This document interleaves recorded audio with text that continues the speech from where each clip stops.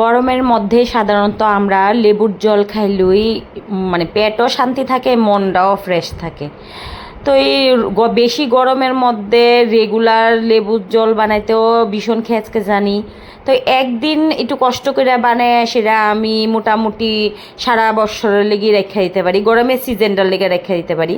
তো আমি কিছু লেবু নিয়ে নিলাম, নিয়ে সেরা তোমার মিডল দিয়ে কাটটা সেরা রসটা বাইর করে নিলাম। প্রথম তো চিপায় চিপায় রসটা বাইর করানোর চেষ্টা করলাম, লাস্ট অবধি আমি হাত দিয়েই বাইর করে নিলাম রসটা। তো এই দেখো রসটা বাইর করে সেরা আমি ছাইক্কা নিলাম, বিচিগুলি আলাদা করে নিলাম। তো এই মোটামুটি হাফ কাপের মতন রস হয়েছে। তো এই হাফ কাপ রসের লেগে আমি এখানে 3 থেকে 4 কাপ চিনি দেবো। তো চিনিটা একটু বেশি হইলে কোনো ক্ষতি নাই। তো এই হাফ কাপের লেগে আমি 3 কাপ বা 4 কাপ চিনি দেবো। তো চিনিটা দিয়ে এবার রসটা মিক্সড করে নিলাম চিনিটার মধ্যে। তো চিনিটার মধ্যে রসটা ভালো করে মিক্সড করে সেরা, তো এই দেখো আমি মিক্সড করে নিতেছি।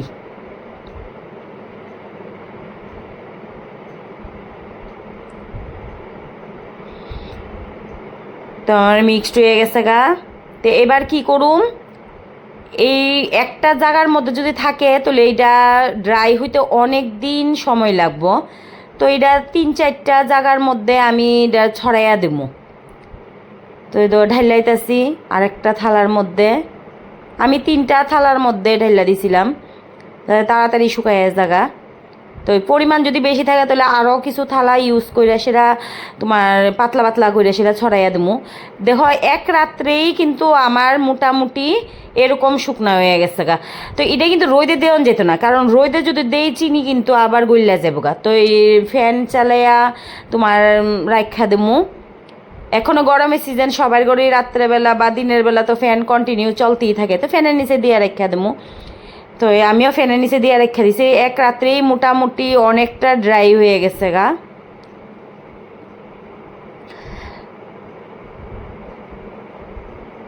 এই দেখো প্রথম দিন এই কন্ডিশনে আসিল, মানে এক রাত্রের পরে সকালবেলা।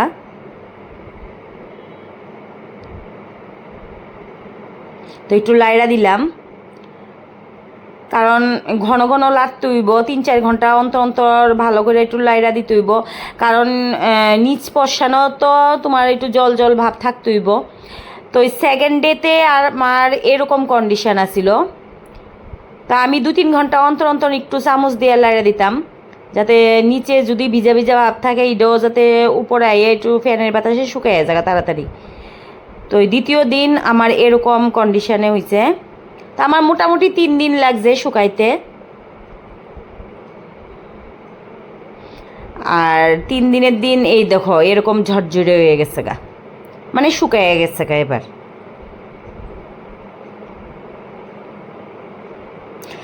তো এবার এটার মধ্যে আমি কিছু গোলমরিচ মিক্সড করুম। তো গোলমরিচটা আগেই একটা গ্রাইন্ডার মেশিনের বাটির মধ্যে দিয়ে এসে একটু গুঁড়া করে নিলাম। তো গুঁড়া করে সেটা এবার দিয়ে দেবো চিনি আর লেবুর রসের মিক্সনটা। তো দিয়ে এটা কিন্তু কন্টিনিউ চালাইতাম না, প্রেস মোডে জাস্ট দেমু আর বন্ধ করুম, কারণ বেশি ঘুরাইলে তোমার গ্রাইন্ডার মেশিন গরমে হইয়া কিন্তু চিনিটাও গইলে যেতে পারে।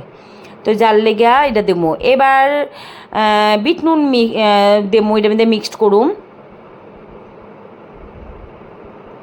তো একটু মুখে দিয়া দেখুম চিনিটা লবণটা ঠিক আছে নি, আমারটা তো ঠিক আছিল, পরিমাণ মতনই হয়েছে। এবার একটা থালাতে নিলাম, নিয়ে এবার একটা এয়ার টাইট কন্টেনারের মধ্যে লয়ে এলাম। তো এবার বানিয়ে নিলাম, এ দেখো রেডি হয়ে গেছে। আবার জলের মধ্যে নিয়ে সেটা 1 গ্লাস জল দিয়া গুললা বাস ঠান্ডা ঠান্ডা খাইয়ে নেবো।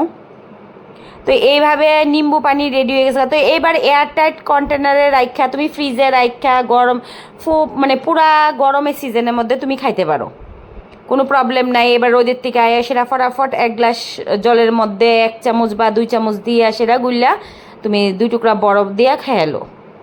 তো এটা ছিল তোমার আমার একটা সামার ড্রিঙ্কের রেসিপি। তো ভালো লাগলে প্লিজ লাইক কমেন্ট আর শেয়ার করো।